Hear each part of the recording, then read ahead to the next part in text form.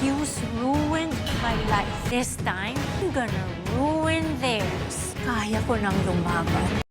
Gumalaw naman si Bettina sa sarili niyang pamamaraan para maging CEO ng GLC at binigyan siya ng tip kung papaano siya mapapalapit kay Sherwin na isang mayaman at kilalang businessman na siya ang plano ni Wilson na pansamantalang mag-manage ng GLC habang mainit pa ang mga tiyo sa mga mata ng mga tao dahil sa sunod-sunod na mga iskandal nila.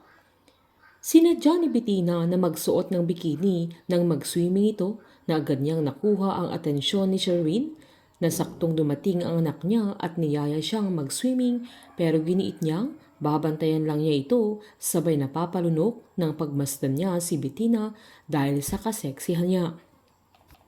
Nang umahon na si Nathan ay umahon na din si Bettina hanggang namukha na siya ni Sherwin kaya agad niyang pinakilala si Nathan sa dalaga na saktong namang dumating ang ex niya kung saan pinakilala din niya kay Bettina na kasama pa niya ang bagong boyfriend niya.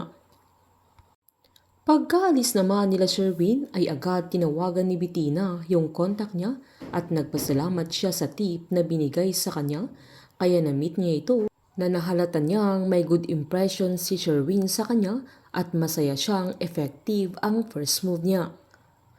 Habang bumili naman si Snoop ng alak na pinabibili ni Irene pero bumili din ito ng juice na ipapalit niya sa laman nito sabay na sabi niyang para kay baby Snoop. Pinagtiyagan niyang gumamit ng syringe para lang mapalitan niya yung alak sa bote bago niya ibigay kay Irene dahil kung sakali mang buntis ang dalaga ay walang epekto sa magiging baby nila. Habang magkasama naman sila Jersey at Caroline at tinanong ni Jersey kung gustong magpatingin ni Caroline dahil sa pagpalpitate niya na baka nagka-panic attack na naman siya. Giniit naman ni Caroline na ayaw muna niyang magpakonsulta lalo't hindi niya pa alam kung anong cause ng pagka-trigger niya. Agad namang tinanong ni Jersey kung anong nangyari sa kanya sa araw na yun.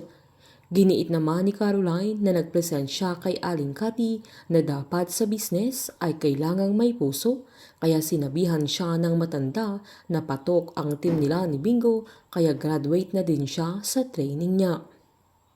Agad namang sinabi ni Jersey na separation anxiety ang nangyari sa kanya dahil matagal din niyang nakasama ang mga tao sa bodega.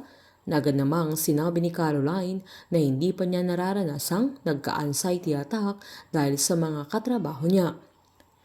Tinanong naman ng kaibigan niya kung kani-kanino siya nagpaalam kaya giniit ni Caroline na nagpaalam siya sa lahat hanggang mapagtanto niyang hindi pala siya nagpaalam kay Bingo kaya agad nag-react si Jersey at giniit niyang si Bingo ang dahilan ng pagpalpitate niya.